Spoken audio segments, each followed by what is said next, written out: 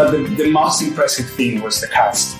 Because I remember rehearsing these on a car park again with nothing, just massive lines on the floor, everything was marked. And it was London, so it was rainy and sand and puddles everywhere. And then we were hearing on the radio, we're going to do it again. And we were telling the cast, guys, let's do it again. And they were screaming of happiness. They were like, yeah, let's do it again. You are their way of transmitting that into the cast, and you still need to be able to transmit, to make them understand what's the creative behind us. Hello, TheatreArtLife Podcast listeners. Today, we're sharing with you an interview I did with Miguel de la Fuente in Dubai last year on his global career and his work in stage management. We hope you enjoy. So, to begin with, can you just tell me your full name and where you come from? My full name is Miguel de la Fuente Graciani, and I come from Spain originally, but I haven't been there for a long time now. So when did you leave Spain? 2009. I was working in the film industry back there, and then I moved to Mexico for a couple of movie projects that never happened. And then I fell into the events world in Mexico back then. So you've been in the entertainment industry since you began, or did you start? I mean, you film as being in the industry. It was the same. Yeah, always the same. I studied film studies and film production, and then all the way. It's been a passion since I was a kid. So. And how did you fall into the event industry? Well, it was funny because then I went to Mexico for this one of these projects that didn't happen, and then I was working with some friends trying to look out, how it's to start in a new country. Or I wanted to travel. That's why I left Spain in the first place. And then I spent 4 or 5 months in Mexico trying to figure out what was the best way. And then by chance, I met a company that was producing a huge show for the 200 years of independence anniversary in Mexico. And I said, why not? It was a site managing job back then. 4 months, something like that, but there was a parade of 8,000 people and then a massive show. It was a very, very, very huge show. We had like 2 million people live. And I remember the whole adrenaline of doing the live thing. and then I came back to Spain after that. And I did a movie as an AD, first AD. And I got bored. I got so bored. And I was like, I don't think I can go back now. Like, I got the adrenaline of the taste. Yeah, I got the taste of the life. And that's it. And then I kept on doing events. And do you think that there was anything from your study in film and then your work in film that worked well into moving into events? Or? Definitely. Like, at the end of the day, the whole industry is entertainment, as you say, and production is production. Like, obviously, you produce a shoot, whatever. At the end of the day, you have a site, you have people to manage. Whether you have a camera or not, even on events now, you have most of them going live. It's really, really similar. To be honest, it's quite similar. Yeah. Obviously, each one of them has their own specifics, but it's not like changing from medicine to architecture or something like that. Yeah. So tell me what you did as the site manager on that project. What was your tasks? Well, basically was making sure that, because the site, we have 3 sites, 3 rehearsal sites, 3 rehearsal venues. One was the Palacio de los Deportes, which is a massive arena. But then obviously because the parade was huge, we moved on to the Formula 1 track that now have in Mexico. So it was mainly about coordination because there was something like 5,000, 6,000 people every day on site. So making sure the storage was okay. There was a lot of things coming in and off, costumes, props. You can imagine that scale of a project. It was huge every day. So it was more about coordinating and making sure that things were happening. So it was about that. It was about making sure that everyone having a very tight schedule and trying to know as much as possible whatever was going to happen in the day. But then, Mexico is one of the countries, as most countries in the world, where you have all these delays and unexpected and things like that. So it was more about making sure you had a solid plan and then play with it because you knew it was going to go any direction for the day. So, yeah. And so how long did you actually stay on that job? Like, how long was that? 4 months I started. May 2010. Yeah, and the show was 15th of September. It actually, tomorrow it's going to be 9 years. There you go. So you did that job and you're like, okay, now I'm doing events. No, I did that job, and while I was doing the job, then one of the production companies, one of the producers actually of that show was Marko Badic. And some of the people that I was working with them is people that I used to be doing all these Olympic and big stadium arenas and events. And what was it, like 3 months into the event, I remember one of the guys just came to me on a dinner, and we went out, and he was like, would you be interested in like keep on doing this maybe in the future? And I was like, yeah, why not? It's fun. I definitely enjoyed it. And then, as I said, I came back to Spain, did the other movie, didn't really work out. And a month, 2 months after, I got a phone call from this guy saying, hey, we're doing a show in Ukraine. You want to come? And I'm like, yeah, definitely. And that's when it started. So Balic was the one that brought you into the... Kind of. It was not himself directly, but it was people working with Filmmaster back in the day. Yeah. How would you define what you do now? A bit of everything, or...? A bit of everything, yeah, definitely. Now I've come back to the operation side. I did, Ukraine, I did technical. And after that show, I started working on stage management, and I did only stage management for 8 years. In ceremonies? In ceremonies and events, mainly ceremonies, but also there was other corporate and some other events, theatre, circus with Dragon here. And then after 8 years, I had the chance now to run an operations department and events, and I was like, why not? It's a nice place to come back and do different things. And it's good that our industry has that where you can change a bit your routine. So when you, not fed up, but when you get a bit tired of doing the same thing in that event, you can always do something similar and play with it, and then you don't get bored. Sure. Yeah. So for those who don't understand, what does stage management mean in a ceremonies environment? Well, there's a lot of things. Obviously, stage management as a definition, when you're talking on stage in the theatre, is a contained space, kind of. On a ceremony, you're working in a stadium or a big arena, and that changes the whole. You need a big team of people because obviously the back of house is huge. The roads to get into the stadium, to the different entrances to the stage are huge. Mainly, it means preparing rehearsal, running rehearsals, because obviously the ceremony happens one day and it's one shot. And so there's a lot of rehearsal time, making sure everything happens, try to understand the scenic pieces, the stadium, how the stadium is going to be divided. Normally we work with one-to-one rehearsal spaces outside, so you need to keep all these markups and, make sure, because at the beginning, especially the people that the cast in ceremonies, it's not professional cast, they're volunteers. So there's a lot of engaging with them as well and trying to make them understand what they're going to do, or because sometimes, I don't know, I'm thinking of London, for example, they just go to a car park in the middle of nowhere, and then you need to make them understand that these little lines in the floor are going to be a massive structure or something they have to interact with. For these people that are not actors or cast or dancers, it's something that you need to do them. I think it's a lot to make sure rehearsals run, to make sure people understand, the cast understands how the show is going to be. And then there's a lot of safety as well, because obviously, again, these people are not professionals. So sometimes they think they're playing and they're doing that for fun. And you need to keep also that side of the bad cop kind of side, where it's like, no, make sure that this happens specifically like this way, because otherwise you might get hurt or not, depending on the show. So essentially you're putting that into context for them.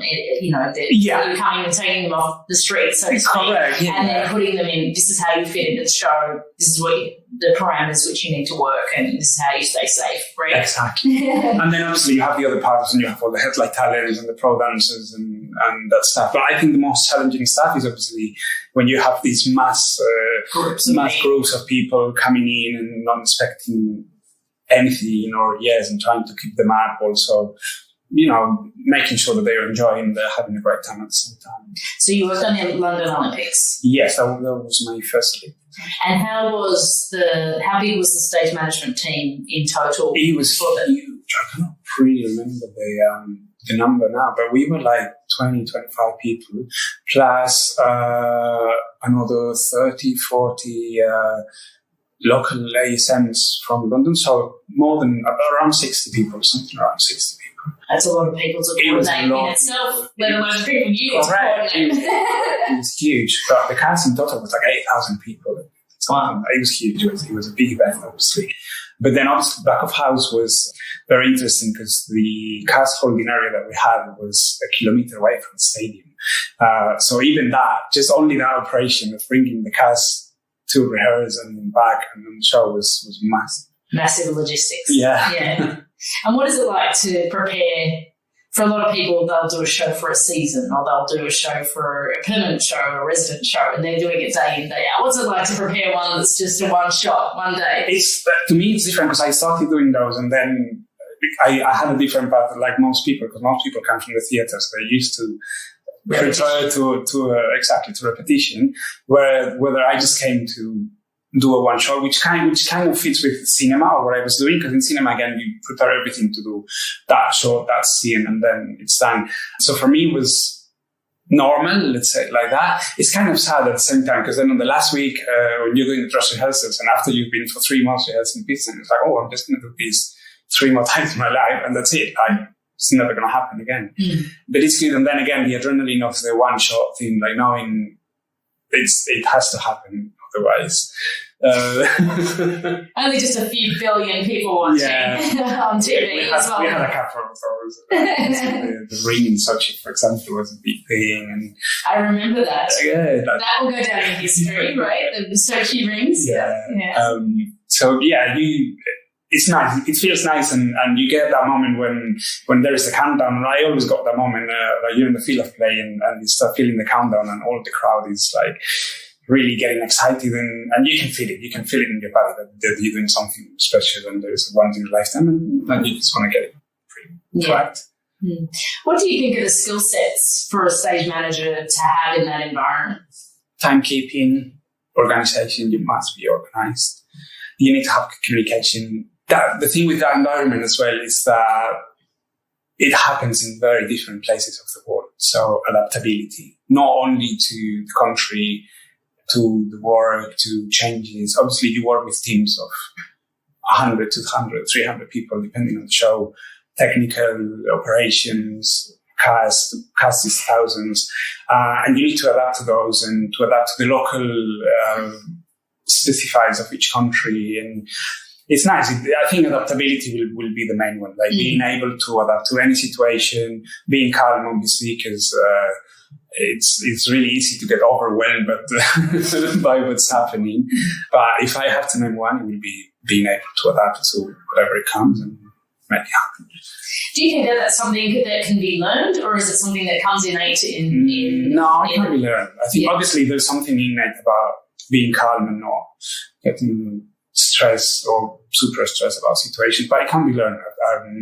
I've seen people learning and joining the family from different countries, and it's people that originally had no experiences, for example, or they came from tourism or from any other industry, and they started as maybe translators or just assistants, and now they keep on doing, and they're doing stage management just because they learn it. You have to have a bit of the personality. Yeah, no, that's excellent. So, do you have a favourite of the ceremonies that you've done, and tell me why? It's back to London because it was the first Olympics, and I had done Pan-American Games. I had done other games before, but the Olympics are something special. I don't know why the vibe in London was amazing. Like, even I was living in Stratford, but then like close to the stadium, and you could, or as soon as it was getting closer, you could feel it in the city that it was happening. And walking to the Olympic Park, and there was this sign saying like it's 4 days, 5 days.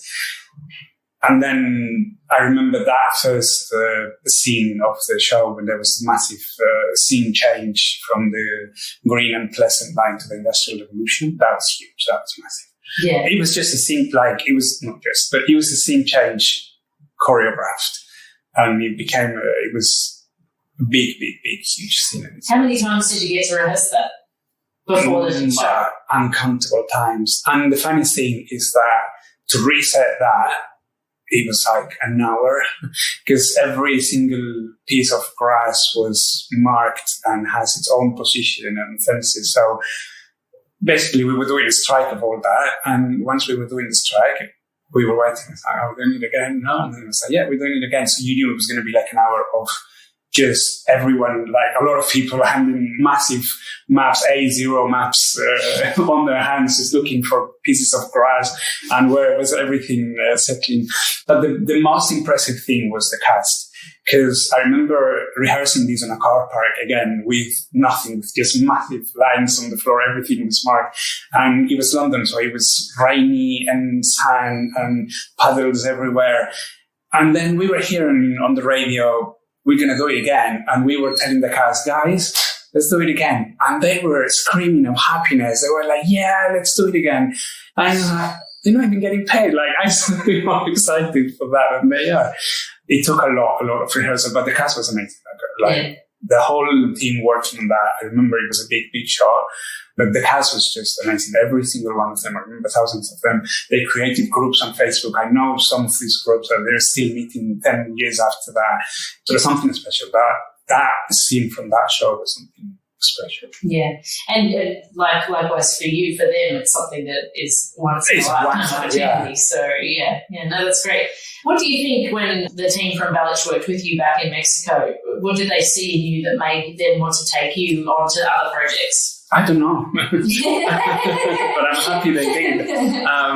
Well, I was doing my best, like obviously when I joined and when I did my research of who these people were, and I saw they were doing Olympics, and I remember watching, which is funny because my mom loves Olympic ceremonies, and I've been watching Olympic ceremonies when I was a kid. So when I saw that these people were doing that, somehow I was like, oh wow, this is a very interesting chance of meeting these people. So I remember I gave 150% extra on that job. And again, it was an event, so I didn't really know what to expect because it was my first event at the same time. So I wanted to be prepared for anything, and I was doing very long shifts and making sure that everything was happening and that was happening right, because I didn't want to make any mistakes just because I was coming from cinema or something like that. So I was being extra careful, so probably was that.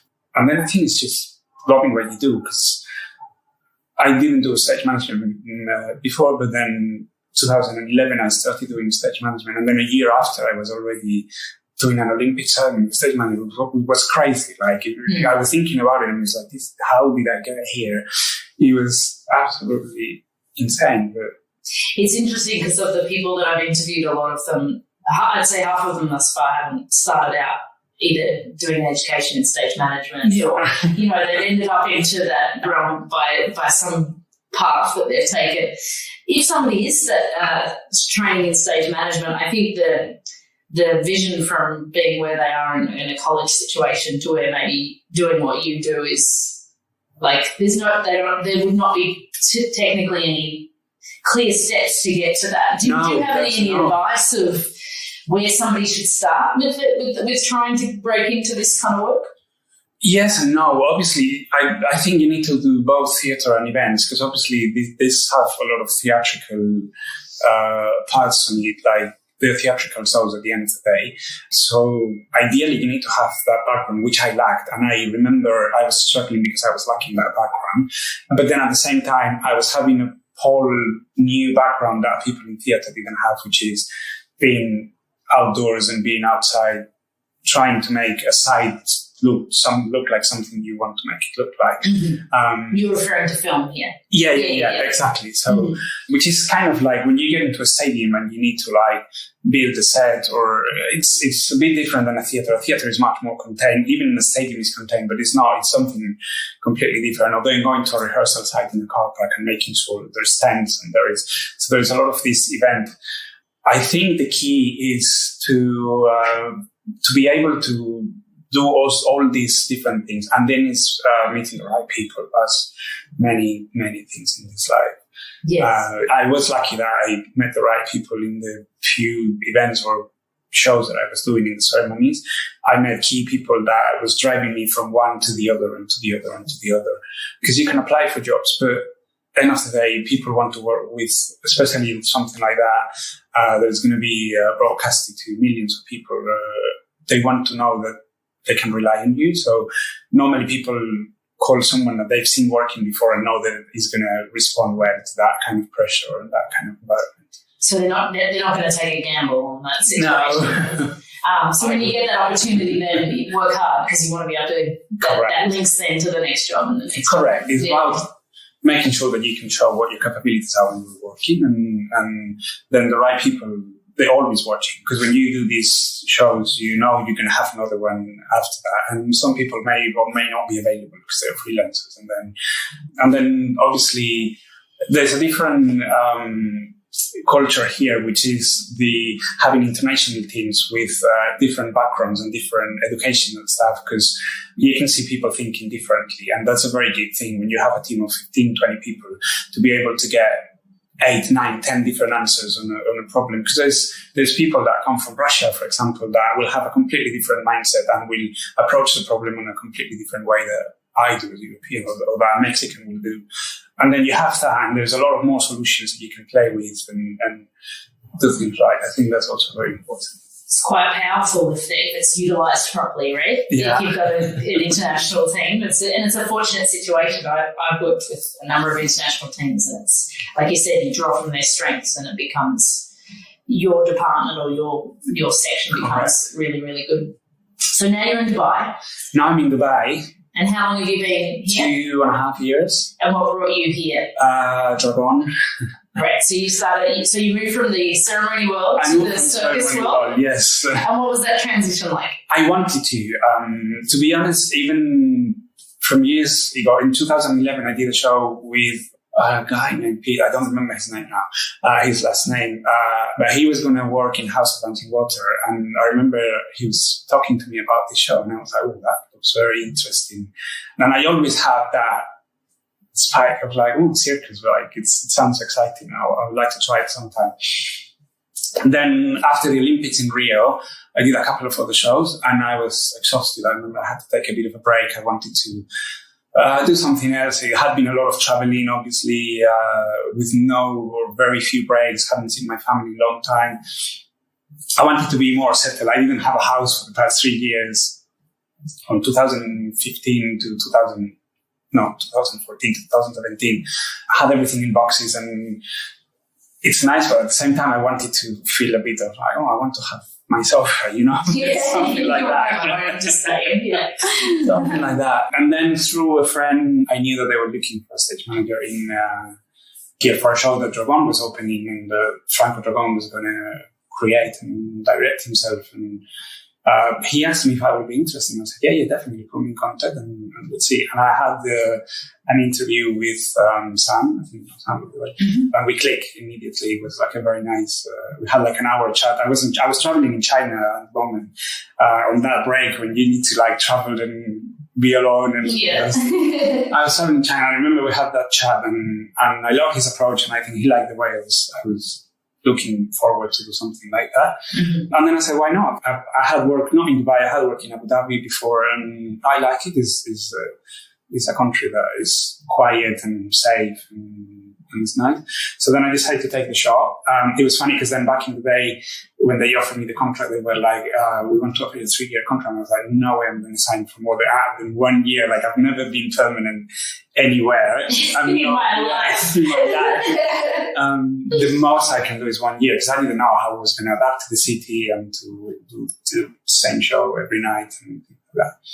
And it was a very nice experience. Like, it was cool to see all these artists, acrobats training and pushing themselves a bit more every day, and then living with that, like making a family of it, which is something that I had my working family, but it was just the people that I was working, but never with cast, because the cast was obviously changing from show to show. So this was a bit different, and they're all living in the same city. It was, I enjoyed it. I enjoyed it a lot. But then after 2 years, for me, obviously, I haven't been done the same show many times.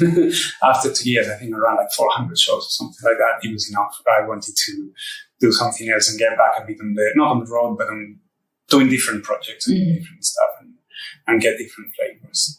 Yeah, I think it takes a certain decision to want to be in that lifestyle and the permanent sort of resident show thing. You can do it for a bit of time. Well, I've seen people that do it for like 15, 20 years in the same show, and it's like, okay, well, I wouldn't. I know I wouldn't be able to do it. Yeah, but then in I don't want to sort of pigeonhole people, but some people are the production side, the producing of shows, and other people are the running of it, and it can be dependent, and that can change because sometimes when you have a family, that kind of job then becomes a great role for you to have, so. Yeah. And it's great, and you can settle and you can have like a life. Definitely. Exactly. So you moved from that into back into events. And I moved back into events. Now I'm working for NBC, which is a television network here in the whole Middle East. But the headquarters is here in Dubai. There's obviously a lot of events. We go live broadcasting with events, obviously, so it's also a way to create content for the channel. And I'm back on operations again, so I'm back on running the whole thing behind more than being involved in just running a show. It's more about making sure everything around the show is nice and smooth, which in the region is quite challenging. Why is it challenging for those who have not been worked in Dubai? To be honest, I've done only one show in Dubai, and Dubai is okay. Like now, Dubai have been running big events for a long, long time in a very professional manner, and everyone knows what they're doing. But most of the work in the region now is happening in Saudi, which is both very exciting and very challenging. It's very exciting because there's a big social change and country change, and being a part of that, it's awesome. Like seeing women without the caballas and audiences being mixed and things like a year ago, 2 years ago were unthinkable in that country. Being a part of that is really, like, I'm really enjoying that side of it.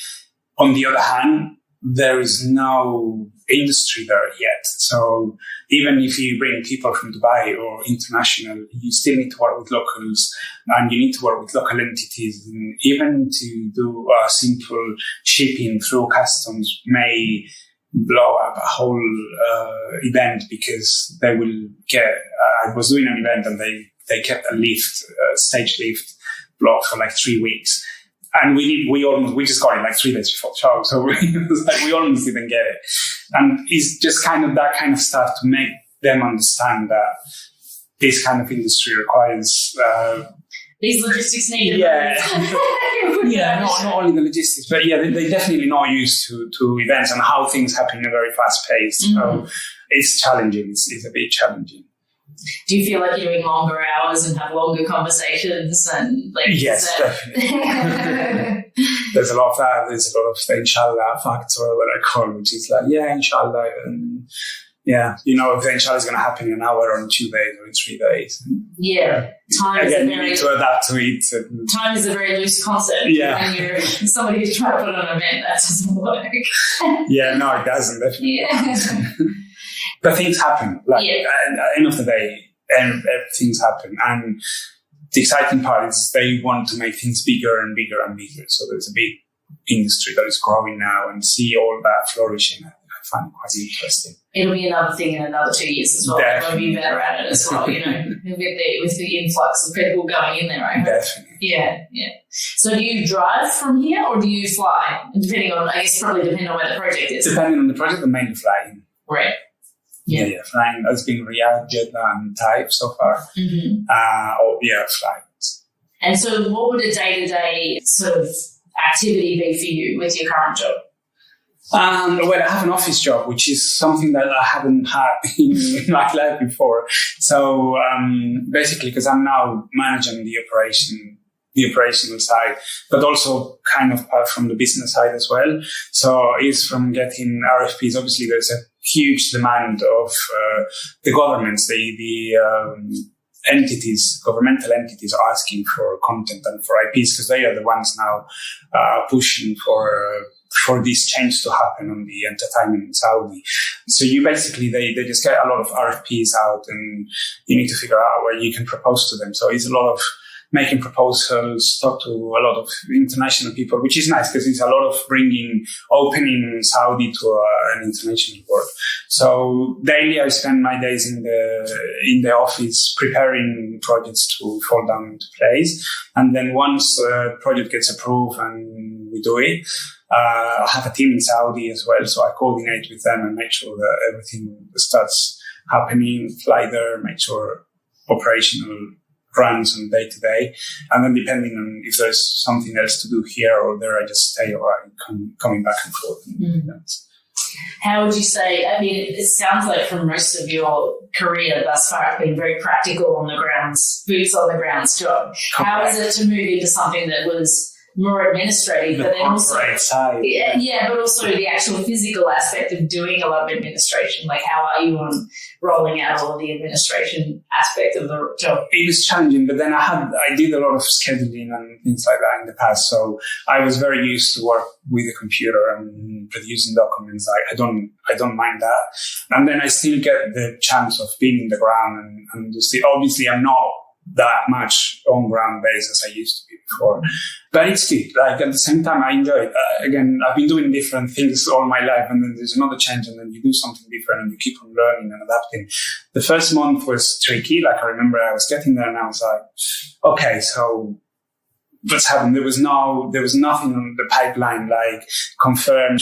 I was not used to. I was just coming to an event and let's get things rolling and starting. And this was like, okay, now we need to get things started. Like we need to find the things to get them started with. So that I found challenging. Now I'm quite used to it. And I enjoy being also able to do the other part and to start a project from the very, very, very beginning, negotiating, seeing which is the best people or the best companies that fit on this or that event or suppliers. It's nice. It's a good side of the business that I hadn't seen a lot before. Or not that much, not that close to it. And it's good to get a taste of it. So then if you've been settled in a little bit in Dubai for now, do you have some time off and you take up some hobbies, or what do you do in your free time? Not a lot, to be honest. I go to the beach. Like I've always been a beach person, and the weather in Dubai, not in summer, but the weather is normally really nice. So I really like going to the beach and doing swimming, gym, all that kind of like everyday life, which I hadn't had. So that was, for me, my hobby was traveling and I was doing it for work. So now it's a bit more of like, it's nice to have routines and day-to-day life and, get to the pool and just spend the day reading, for example, without the pressure of being on an event or in a different country where you just take the day to rest, literally, because you're exhausted from working long hours and the pressure, obviously, and the adrenaline. And here is much more a settled thing. So, yeah, still, I really like to travel and get the car on the weekend maybe and go somewhere to see a bit of the desert or there's a different nature here that doesn't happen everywhere else. So it's nice also to see that part. How many languages do you speak? Properly 4. I'm not trying with the Arabic, so. And what are they? So Spanish, Portuguese, Italian, and English fluently. French, I can understand because I know all the other Latin ones. So, which is funny because I actually studied French and I cannot use it, but it's just because I haven't used it. Because Italian and Portuguese, for example, obviously after working with Bali, so then I worked in Brazil for a few years as well. So just from working, you pick up, obviously Spanish is close to them, so you just pick up here and there. But French is the one that I studied French and English, and French I never used it, so it kind of got lost. I can understand most of it when I'm in a conversation, but I'm not able to speak properly.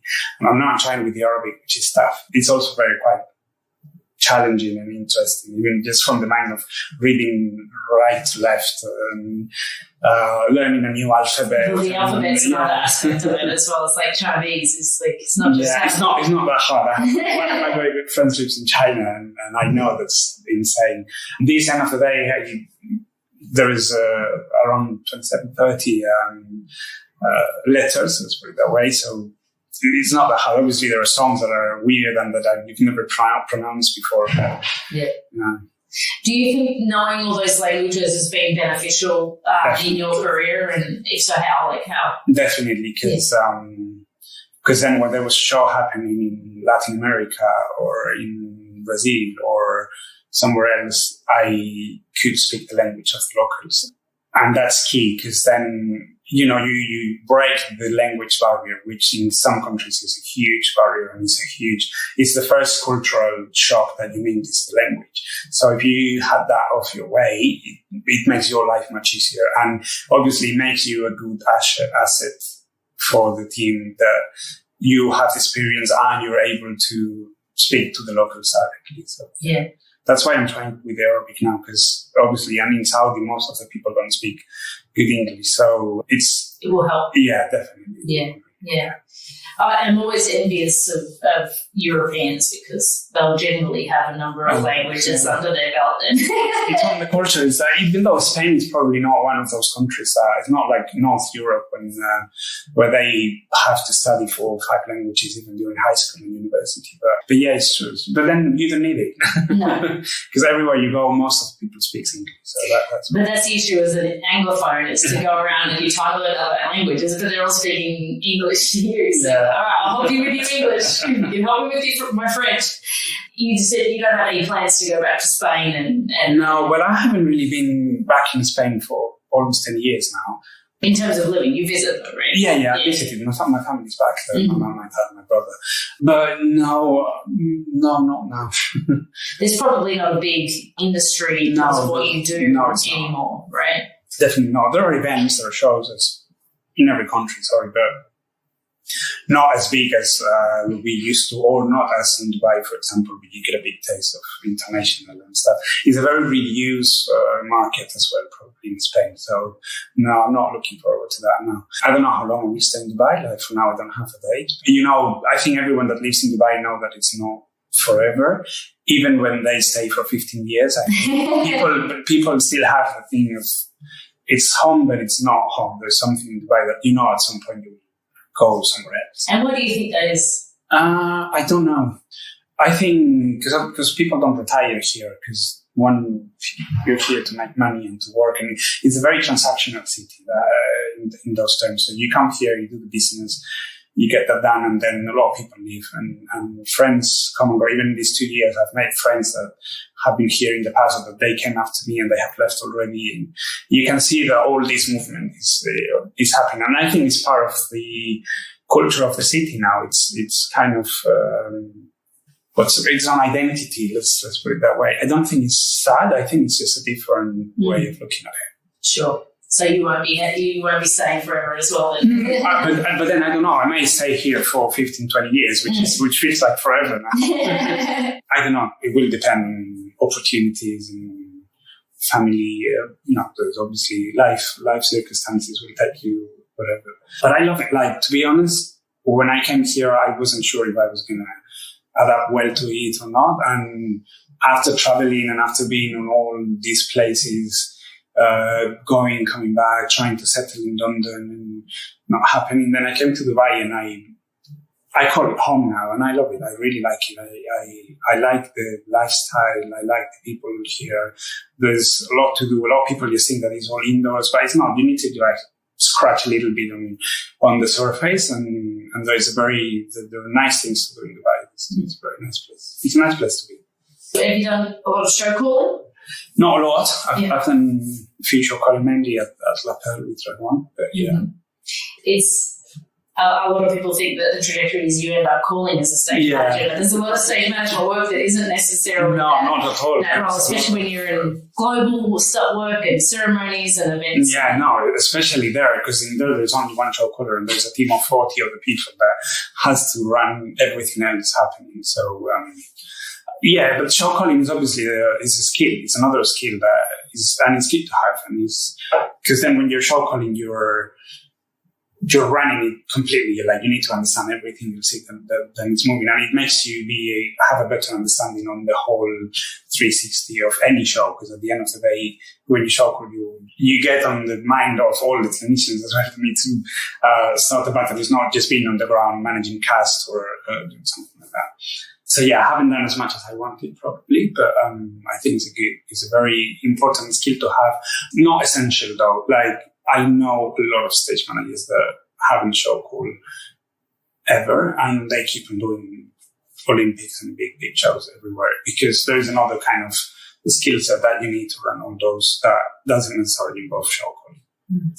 Do you have an ideal gig or job you want to catch at some point in your life that you'd like to do again? Or I don't even know, when's the next Olympics? Tokyo. Next year. Obviously, if I want to do one again, it will be an Olympic ceremony, an opening of the Olympics, because that night, the whole world is watching. Like, there's something special about that. You feel there is history around it as well. It's an institution itself that has been going on for so long, and there is all these protocols and rituals and things that have to happen on a specific way, because they've been happening all through history in that manner. And I like that. I enjoy that. Like, if I will do an Olympic ceremony again. Most of the people that I know who worked on Sochi have some war stories on that project. Why was this one a tough one for the people who worked on it? Because they were not ready, and by them I mean Sochi was not ready when we arrived. A lot of these games and World Cups and projects, when there's infrastructure involved and construction works, and to make sure that they align, there's a lot of things that happen very last minute. But Sochi was very last second.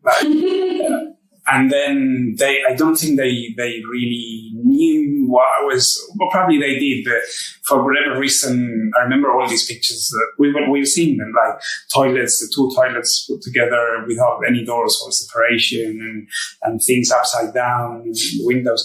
Like, they were not ready. The people that was brought to work in the infrastructure of the city to receive an Olympics was not ready at all. And it makes it really hard. Then we were not even allowed to bring food into the Olympic Park. So why was that? Security, Russian security. Like, every day we had to pass this security control that it was a queue of 30, 45 minutes. Every morning you were coming there and you would see the queue. Like, the first thing you were doing every morning was just standing in a line. Luckily, even if it was winter, Sochi was not as cold, but still, you were just there waiting for 45 minutes for everyone to pass the security control, and they were really, really strict. Obviously, that's the other thing with Olympics. Obviously, it's a big target, and in a country like Russia, they were worried, which is good. You have to have that security, and I remember there was a lot of people complaining, and I was saying, well, they are making that so we're safe inside, so it's a good thing. But yeah, the food situation was traumatic. But they had food places on the inside? There was a canteen inside, but I know that I ate there 3-4 times, and that was it. It was not. I remember I survived on chocolates and biscuits, and as me, most of the team survived on, and that is the thing that makes it the hardest, probably. Yeah, if you're not eating properly and you're doing long days. Yeah, it's long day. Obviously then you were going out and having dinner somewhere else, and that was okay-ish. But yeah, it was more about the everything that was outside of the show was difficult. The show was huge as well, and obviously the challenges with ambitious the show, in the way. It was really, really ambitious. I remember there were massive scenic pieces that never made it into the show, just because there was too much. It was really, really, really ambitious. So it was already a lot of work. It was already a lot of pressure to do that, and the environment was not helping. And I think that combination is what made everyone, or almost everyone, say that it was probably the toughest project. To me, it was definitely the toughest project I worked in. I remember it was one of those places where I was happy to leave by the end of it. It was like, okay, it's done. Thank you. From the concept, you say a lot of things were removed from the concept of what it was supposed to be and what was actually ended up happening. What kind of percentage might that have been? No, huge, a very high percentage, probably 80-90%. Yeah. So they got a lot in it. Yeah, definitely. Yeah. But still, the 10% they got out, they were still big pieces or things that people have been, because everything was huge. That show, everything was on the biggest scale. And I'm talking about 20 meters high scenic piece. It's not like a proper disco now. It was like something huge that you used to see every day and you used to try to make it work. And at some point I was like, okay, no. It's not gonna happen. It was sad because then you see all the people that have been only working now, or more focused on those things. And no, it's hard. I mean, it's always part of that creative process when things get thrown out that you really cherish. It's not pleasant for the people who put all their time and effort in it, and it's never going to get seen on screen, right? Yeah. So. But even though it was a massive show, it was probably bigger than London in terms of how big it was, like how impressive for the scale of it was. In some of the roles that you've done, do you feel like you've had to have an element of creativity? And sure. How does that fit into the job? On problem solving. Creative problem solving, yeah. Yeah, definitely. A little bit. And even when you talk, because you have choreographers and you have creatives with you, but when you have a cast of 1,000 people in place, you are their way of transmitting that onto the cast, and you still need to be able to transmit, to make them understand what's the creative behind that. So you need to have that.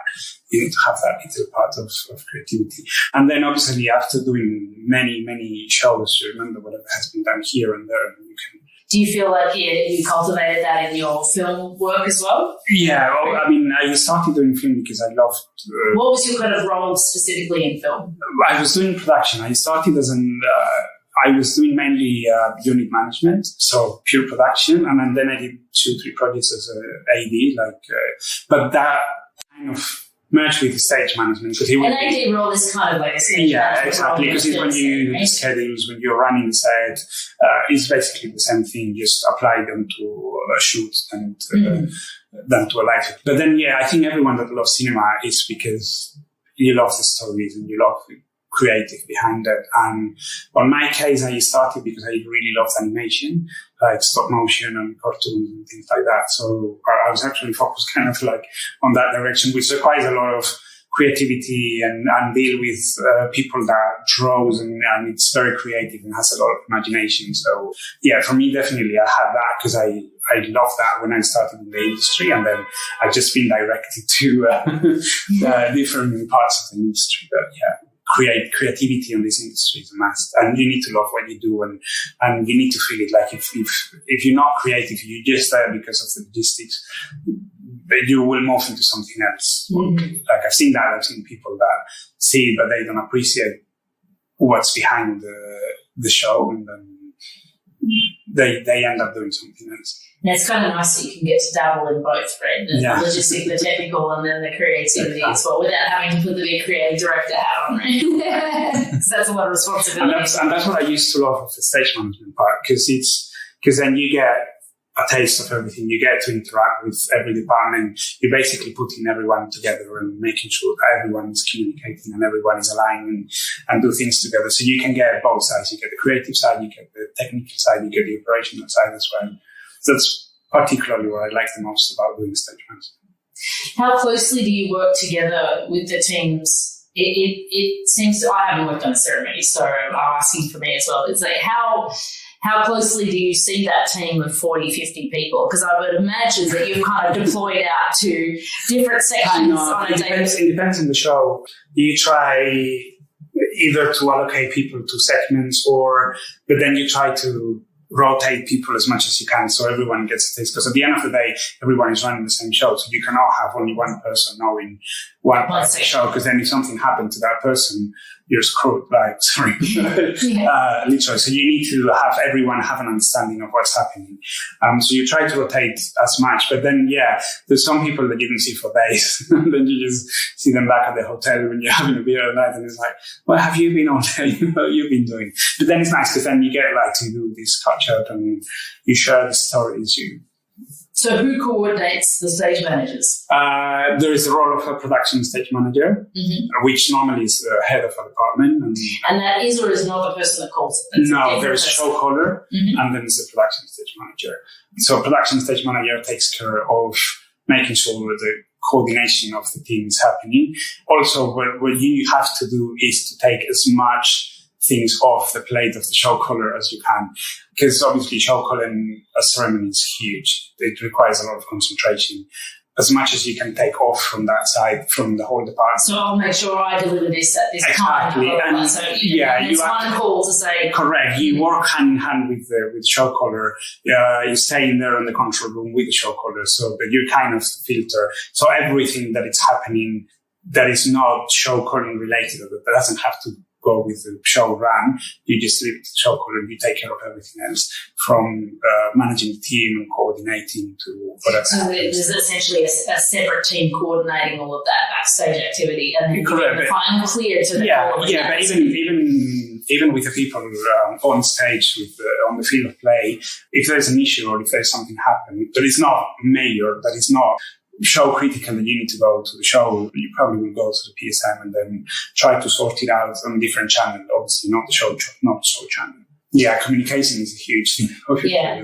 So you meet together regularly and discuss logistics of who takes what and how it's going to move, and as a team work that out, right? Correct. Yeah. No, that sounds like a fascinating process. It is quite nice. And how long does that process from start to finish take? Well, it depends on the ceremony, obviously, and depends on the show. Olympics rehearsals start 3-4 months before the show. Mm-hmm. There's obviously a process before that. There's auditions. There is a year before. So, but from a stage management perspective, how long before the day does the team join? The main team to be deployed on ground, normally 3-4 months, like at the start of rehearsals. Normally you will have a smaller team that obviously starts understanding the creative and the changes, show caller and the PSM. But the full team really but the full team comes a week before rehearsals. Mainly just you have a week to get into place, understand the cultural shock, like break that cultural shock for like a week, and then understand the show, obviously, like go through all the documents and everything that's been created for the past year or 2 years before you arrive. Make sure you get that interiorized, and then just make sure that you prepare and make sure rehearsal spaces and everything is ready to start rehearsals and to start shaping it into the final show. Fascinating. Have you had to deal with any major accidents or emergencies in any of your projects? There has been accidents here and there, not major like life-threatening, but like broken bones and things like that, yeah. And in a ceremony situation, stage managers are always involved in the logistics of getting support for that? Or? Yeah, well, there's a whole health and safety team. Technical has a lot to do, obviously, with safety as well. Stage management takes a lot of the safety of the cast, because it's a lot, and again, the volunteers most of the time. And then you work hand in hand with technical for the rest of the team. But yeah, you're definitely involved here. If anything happens, you're obviously one of the key references. Sure. So no, that's good. It's good to have no bad accident on your watch. And that's quite with all the projects all over the world. But that means people do a good job, and that's the other thing. Like make sure that the people that work know what they're doing. And So you are first aid trained, and yes, yeah, and practice. No, actually, I haven't, which is good. Yeah, that's good. So when you leave the industry, where are you going to end up? You're going to retire in Spain now? You don't? I don't know. I haven't thought about that. It's hard because a lot of the people who end up international become, a little bit of a wandering spirit, and they can tend to fit in most places, right? So, yeah. Yeah, because then you get all these and you travel everywhere, and then you want to find your corner of the world where you say, I get that. And even I had that. But then now I came to Dubai and I run the corporate, I started the corporate side, and I don't know, let's see what are the next steps. It shifts as you age, I think. Yeah. When you're younger, you really do get going in a suitcase, but after a while, it's nice to settle down. Well, thank you so much for speaking with me today. It's been really cool to get to know you. Indeed. Thank you very much.